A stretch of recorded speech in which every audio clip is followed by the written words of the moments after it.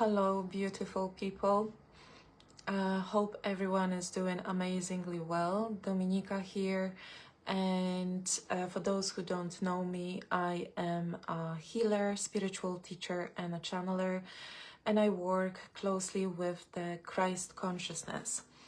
For those who know me, welcome back. Today I am coming to you with something that I've been asked to do for a very long time. But I guess I was still working through my own insecurities. And yesterday I had the most beautiful conversation with God, who helped me with healing of my own personal rejection wound. And before I'm going to go into today's topic and today's message that God asked me to give you, which is teach your children that I am the foundation, I would like to very briefly share what I just shared with my temple group, which was the healing of my own inner child and my own very deep rejection wound that every single one of us can relate to. For those of you who are on the spiritual path, on the healing path, I'm sure you know how fundamental it is to work closely with the healing of our inner child and how important it is to release our core wounds. Very often one of the core wounds is the rejection wound, but what we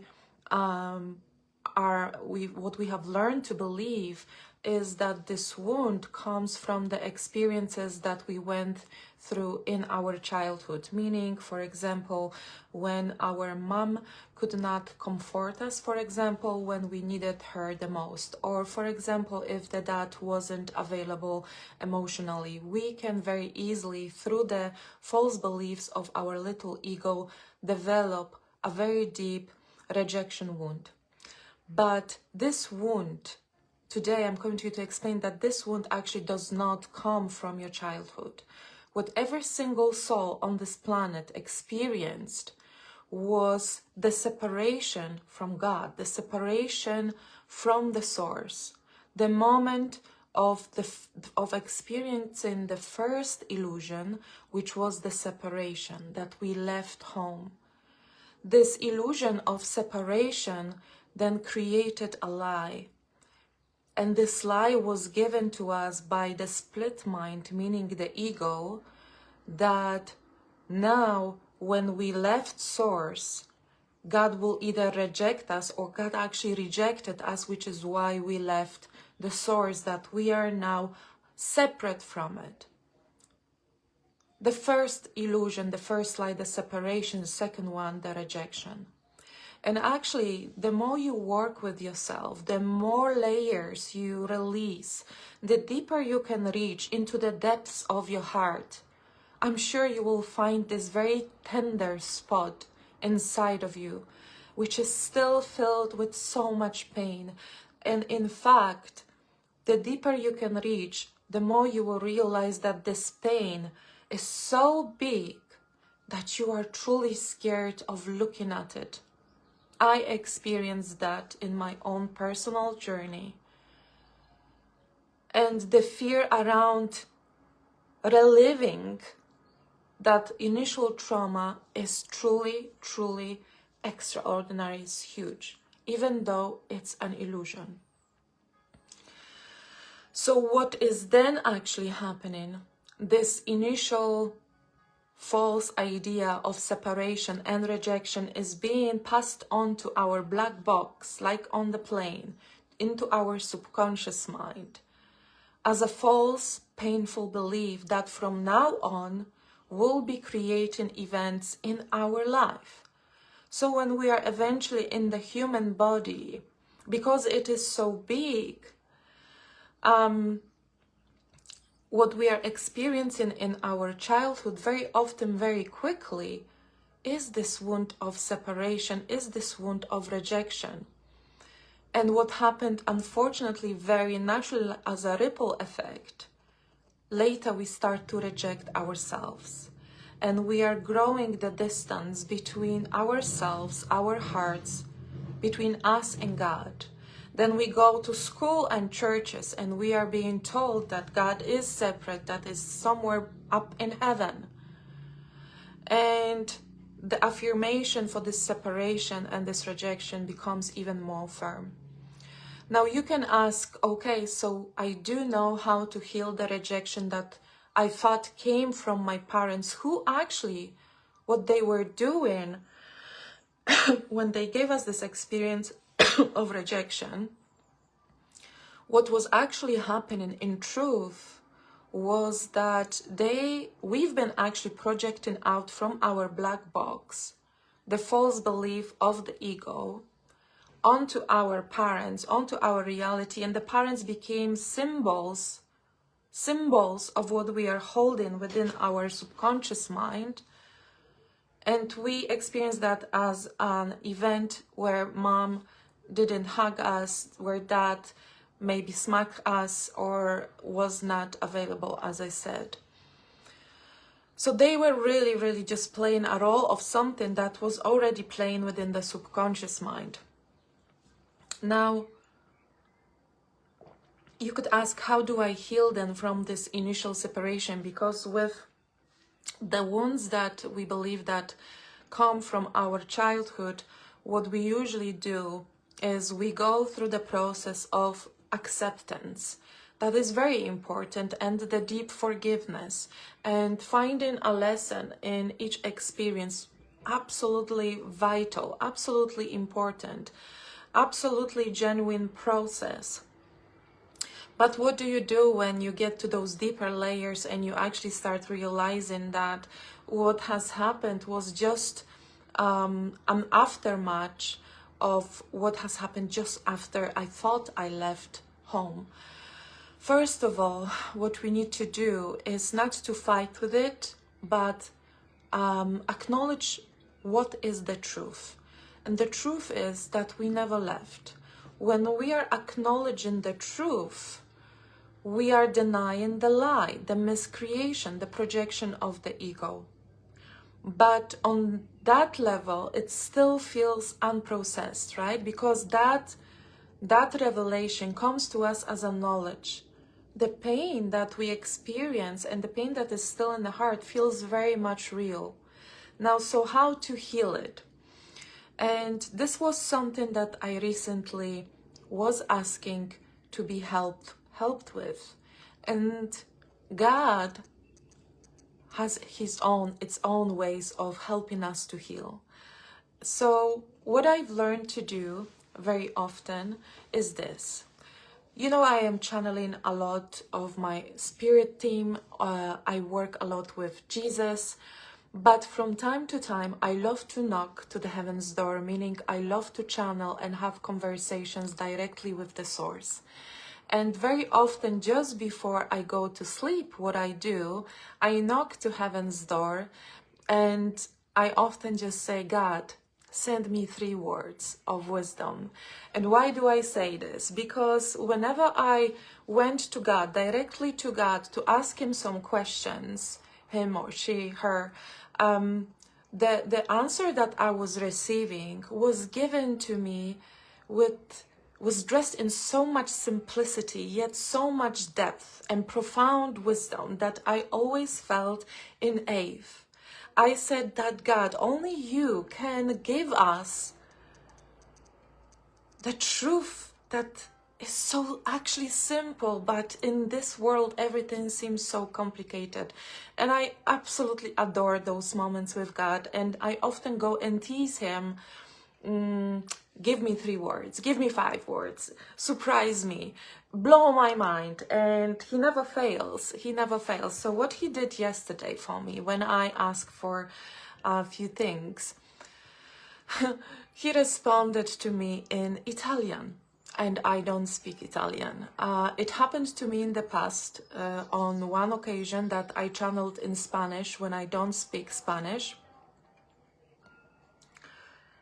And I had to use Google Translator to understand what he was saying, and we did this because we wanted to avoid the possible interference from my human mind. Therefore, when God was giving me something in a different language, I could be sure that, you know, that truly came from him. So yesterday, he started to respond to me in Italian. So I very quickly grabbed the Google Translator and I started to search for those answers, and the answers were just simply filled with humor. With the humor that comes from someone that knows you so well. And what that did yesterday for me was that it ignited, it triggered literally like instantaneous outburst of childlike excitement. My inner child got awakened. And she was so tired recently, as we had very difficult few years. And I did felt a lot of heaviness inside of me, inside of her. And I didn't have enough time to commit to play with her. Maybe I would meet her for the healing purposes only.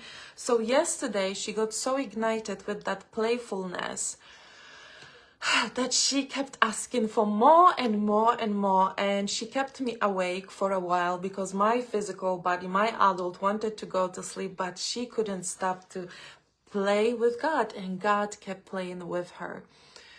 And this morning I woken up literally, I felt like I'm holding a massive big balloon, which is my inner child, filled with helium, and she's flying high above, filled with so much lightness, and it was so healing. And when I was feeling into that lightness, into that innocence, I've understood that what God did for me, he helped me to restore the trust within my inner child that was so wounded. He helped me to restore this courage to go and be open and ask for more, and not be afraid and not be serious. But most of all, the rejection that was there start to finally dissolve. She felt right back at home. She felt right back at home. And I am sharing this with you because regardless of what you are trying to heal, whether this is a wound of separation, rejection, that after that will create the wounds of not being enough, not being worthy, and so on, go and heal it with God. I'm not saying don't go and don't seek help within your brothers and sisters receiving beautiful sessions. Absolutely do this. But don't forget to go back to the source, where you actually, a place which you never actually left. And God will know the most beautiful and profound healing that will relate exactly to your circumstances, and your heart will expand, and you will feel so much closer with yourself, with others, and with God. And this is why we all are on this path. So this is the first part of the message I wanted to share with you. The second part is more serious, I guess. So the message, so I said to God yesterday that I do realize that I was postponing me taking those messages and delivering them, and I realized that it was coming from my ego, and that's okay, absolutely okay. But yesterday I finally felt, God, you know what, I have had enough. Let's just do what I came here to do. I am the vessel, and you can use me as your vessel. And just like that, the message that came through was, teach your children that I am the foundation. And it felt big, and it felt important, and it is hugely important. Why? Because the disease of this world is fear, that is being used to manipulate to such an extent the whole humanity, that is being used by us on ourselves, on our loved ones, and it's literally everywhere. the fear that creates the separation, the fear that creates all those wounds. Everywhere you look, there is fear. Mainstream medias, at work, at school, at churches, everywhere is fear. We don't feel safe in this world. We feel frightened of so many things on a daily basis, and we implement fear into our own behaviors. We tell to our children that if they don't do certain things certain way, they will be punished, because that's how we've been programmed to establish certain rules and regulations within the household.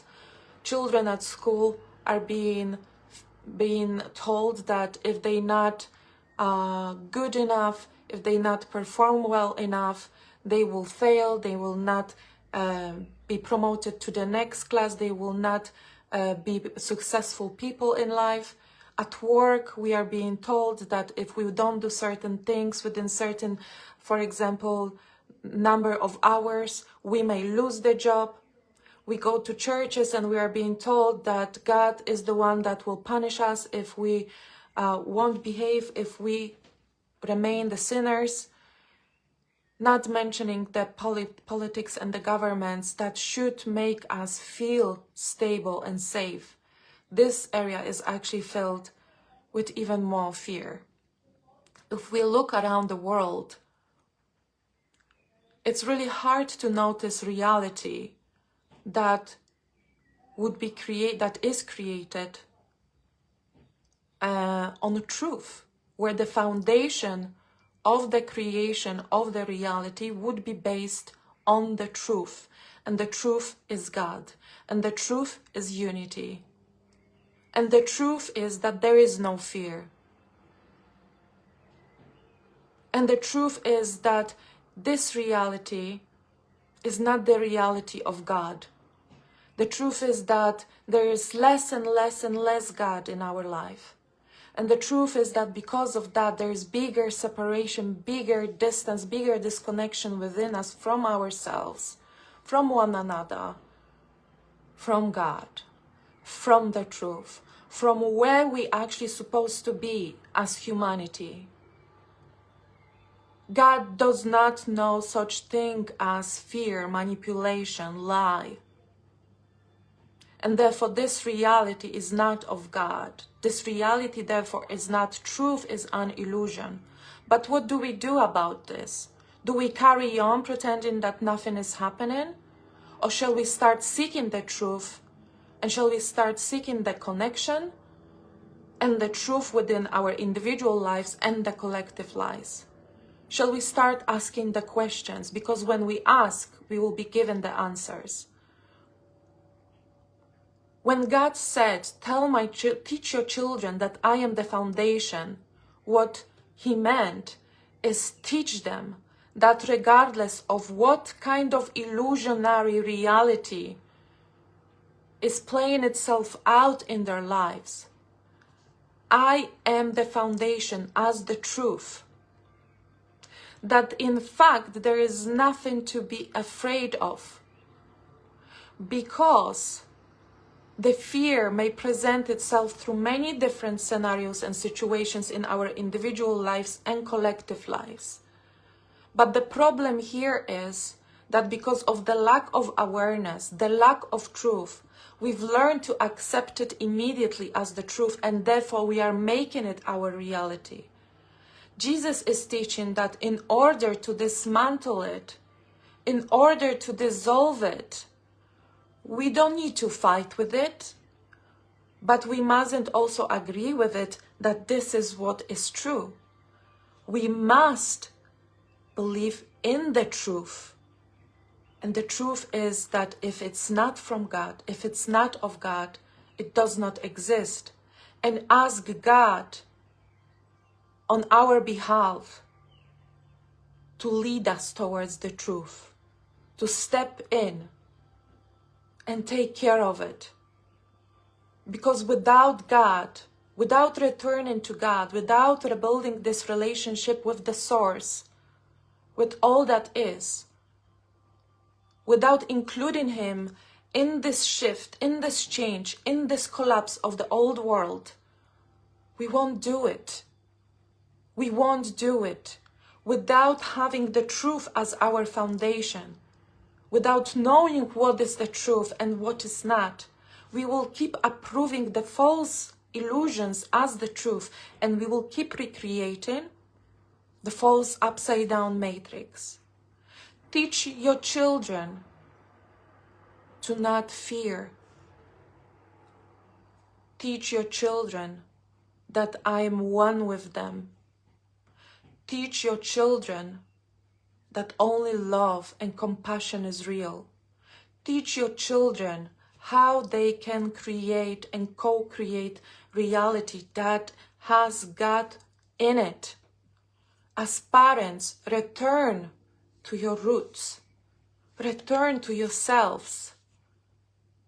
Stop being the outcome that doesn't know that use its voice and doesn't know how to ask questions of all the lies that our ancestors had to go through, all the wars they had to go through, and start seeking the truth. If you will teach your children, if we will teach our children, if we remind ourselves that we are never alone, and if we start on a very serious note embodying and learning about the truth and learning about God, the fear will not step into our lives. And if you teach that your children, they will have so much better chances of creating reality that is based on the strong foundation. Jesus, God, universe, source, however you call it, teach them that they are always whole. Teach them to not be scared. Teach them to not respond to fear because it's a lie. Instead, teach them what is the truth and to always turn their hearts to the truth. And they will never, never feel scared. They will never seek safety within the external reality because they will be able to find the safety inside of them. They will become unshakable. They will have the chance to become the generation that is not so easy to be manipulated. That one set of daily news can trigger whole nations all over the world and set them into the fear vibration because of false information, and everyone falls for it. And no one is asking questions. We just allow it and we become life force batteries that took the lie on, accept the lie, and created reality that is based on lie. We must start taking the opportunity that we have received through the gift of free will.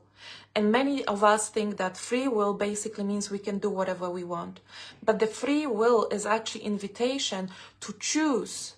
What do you accept as your truth? This is your free will choice. Everything that is based on fear is not true. It's an illusion. It looks very real, but it's a mirage. The true reality is the kingdom of God.